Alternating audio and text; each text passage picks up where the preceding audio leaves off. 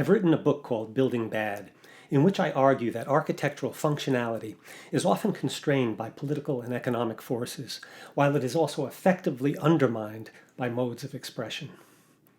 Politics and economics, in other words, establish lower and upper bounds for all utilitarian functions, whose costs and benefits are continually assessed on the basis of the profitable accumulation of wealth within a competitive global economy.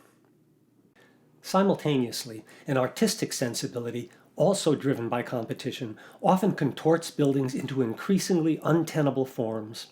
With utility both constrained by politics and attacked by expression, buildings, especially those that aim to be fashionable and avant-garde, often experience various degrees of utilitarian failure.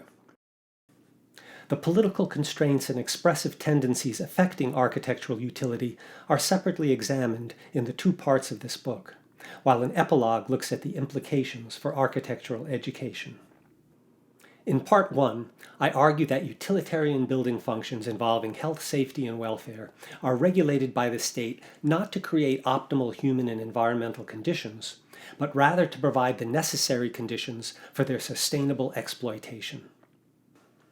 Part 2 looks at architectural expression and argues that a type of modernist abstraction, continuing to this day in much avant-garde production, largely ignores fundamental building science principles based on control layer theory and a probabilistic understanding of building failure.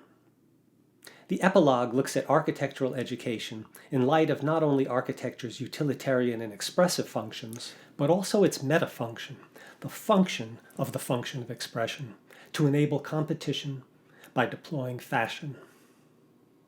I conclude that architectural pedagogy, increasingly alienated from technical, social, and practical concerns, has become complicit in the proliferation of utilitarian building failure.